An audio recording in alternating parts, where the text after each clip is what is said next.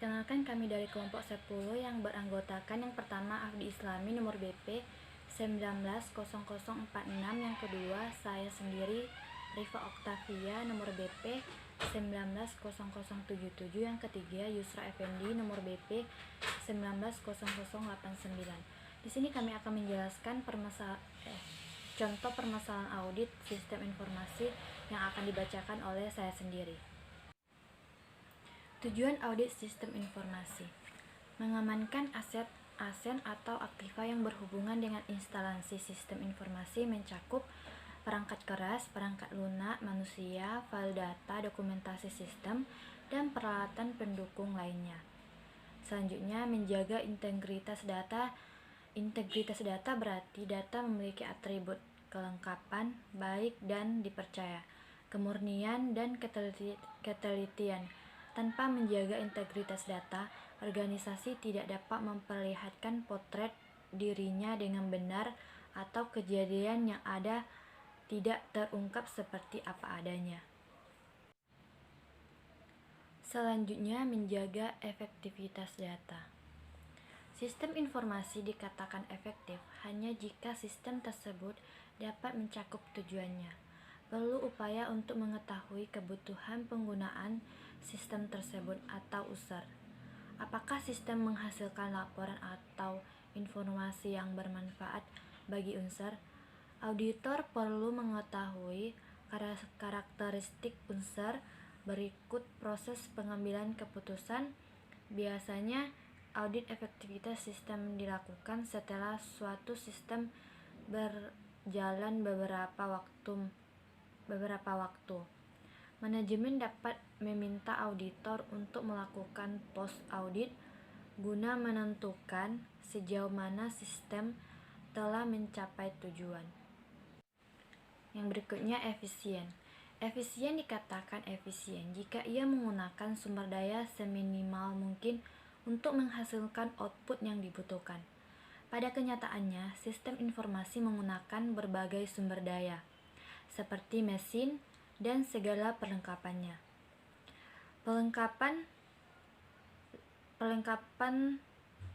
perangkat lunak, sarana komunikasi, dan tenaga kerja yang mengoperasikan sistem tersebut. Yang selanjutnya, prinsip-prinsip dasar informasi. Sistem informasi memiliki prinsip dasar sebagai berikut. Yang pertama, availability atau ketersediaan. Sistem tersedia untuk operasi dan meliputi dokumentasi data lengkap, meminimalkan kegagalan sistem, mengatur agar sistem tersebut dapat berjalan sesuai dengan harapan. Yang kedua, security atau keamanan. Sistem dilindungi terhadap akses fisik dan logis yang tidak sah, misalnya memberikan password, posisi komputer yang aman, memasang alarm keamanan untuk mencegah pencurian, serta data kontrol, yaitu pemantauan data secara rutin dapat mengurangi risiko masalah keamanan data yang disimpan pada sebuah sistem. Yang ketiga, integrity atau integritas. Pemrosesan sistem lengkap, akurat, tepat waktu, dan resmi. Yang keempat, maintainability atau dapat dipelihara. Pengukuran kinerja sistem dan peninjauan berkala sistem. Dua hal ini saling berhubungan, karena peninjauan sistem secara rutin dapat digunakan untuk memantau data sekaligus mengukur kinerja sistem yang sedang berjalan. Sehingga manajemen sistem informasi data mengetahui apa yang akan dilakukan terhadap sistem tersebut. Selanjutnya akan dijelaskan oleh rekan saya. Jenis audit sistem informasi yang pertama itu sistem informasi laporan keuangan.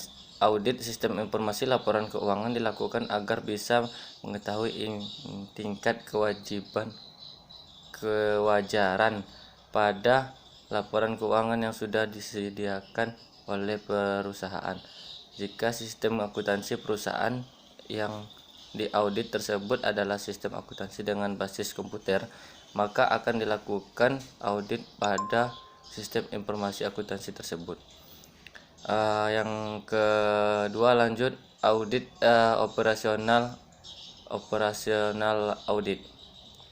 Audit jenis audit ini akan memeriksa apakah berbagai aplikasi komputer yang sudah digunakan pada suatu perusahaan sudah sesuai dengan penggunaannya dan sudah digunakan dengan sumber daya yang maksimal.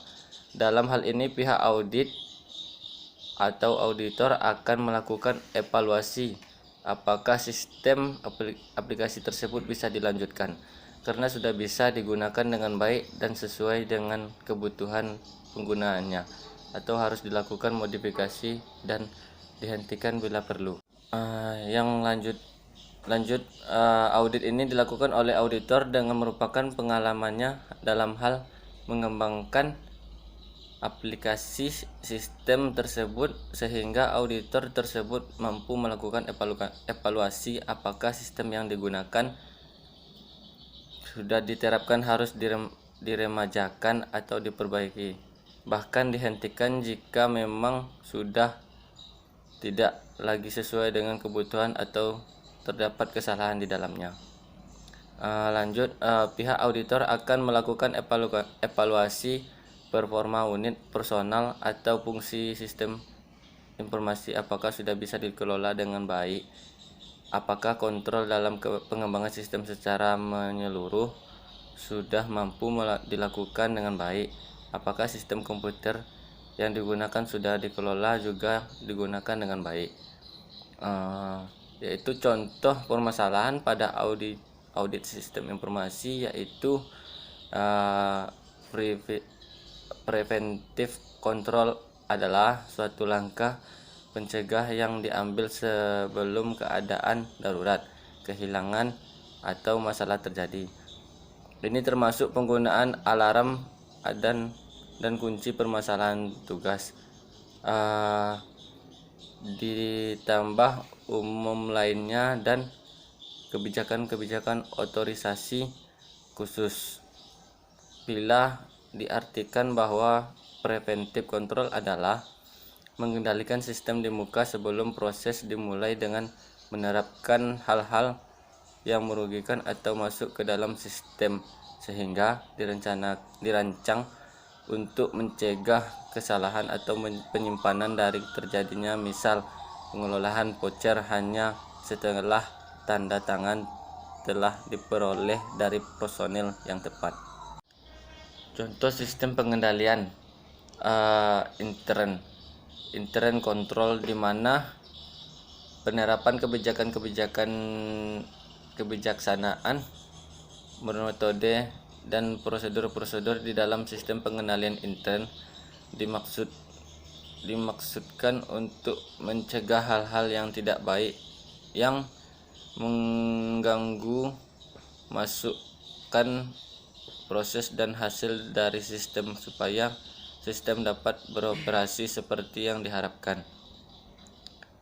Yang pertama yaitu detective control, sesuatu yang dirancang untuk menemukan kesalahan atau penyimpanan setelah mereka telah terjadi. Misalnya departemen dirancang untuk mendeteksi kesalahan dan penyimpanan yang telah terjadi dan untuk menjamin proper mereka koreksi. Contoh menemukan pencurian atau penyalahgunaan kas sumber penerimaan kas. Yang kedua, recovery control, mengurangi pengaruh dari suatu event yang hilang melalui prosedur recovery data, atau mengembalikan data yang hilang melalui prosedur recovery data. Misal memperbaiki data terkena virus. Kategori ini lainnya mencakup deterrent application control aplikasi untuk mengecil dan mendeteksi operasi-operasi perangkat lunak yang tidak biasa. Lanjut 3, transaksi kontrol untuk menyediakan kontrol di berbagai tahap transaksi. dari inisiasi sampai output melalui kontrol testing dan kontrol perubahan. Recovery dalam bisnis data. File atau database yang telah dibetulkan dari kesalahan, kehilangan atau kerusakan datanya, dan beberapa strategi untuk melakukan backup dan recovery, yaitu strategi Glenn-Patterson, strategi pencatat ganda, strategi dumping. Strategi Grandier-Patterson.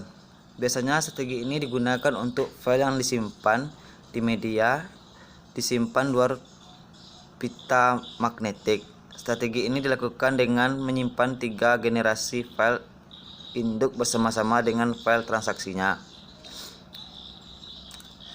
Strategi pencatatan ganda atau dual recording.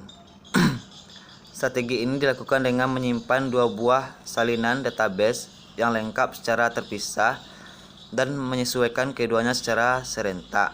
Jika terjadi kegagalan transaksi dalam perangkat keras, dapat digunakan alat pengolah mengalami kerusakan. Jika alat pengolah utama tidak berfungsi, secara otomatis program akan dipindahkan main switch ke alat pengolah kedua dan database kedua menjadi database utama. Strategi dual recording ini sangat tepat untuk aplikasi yang databasenya tidak boleh terganggu dan selalu siap. Tetap hal yang harus dipertimbangkan adalah biayanya, karena harus menggunakan 2 buah alat pengolah dan 2 buah database. Strategi dumping dilakukan dengan menyalin semua atau sebagian dari database ke media backup yang lain berupa pita magnetik dan disket. Dengan strategi ini direkomendasikan dilakukan dengan mereka kembali. Restore hasil dari dumping ke database disimpan luar utama dan mengolah transaksi terakhir yang sudah mempengaruhi database sejak proses dumping terakhir. Contoh menggunakan alat-alat pengaman fisik dan berupa saluran air yang baik dapat mencegah menguap air ke dalam gedung bila terjadi banjir atau hujan lebat. B. Tersedianya alat pemadam kebakaran di tempat-tempat yang strategis dan mudah dijangkau bila terjadi kebakaran. C. Digunakan UPS untuk mengatasi bila arus listrik tiba-tiba terputus sehingga proses pengolahan data tidak terganggu dan tidak dilanjutkan. D. Stabilizer untuk menghasil arus listrik. E.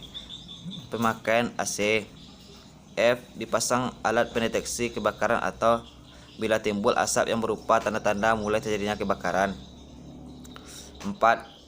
Deterrent control digunakan untuk merujuk kepada suatu kepatuhan compliance dengan peraturan-peraturan eksternal maupun regulasi-regulasi yang ada.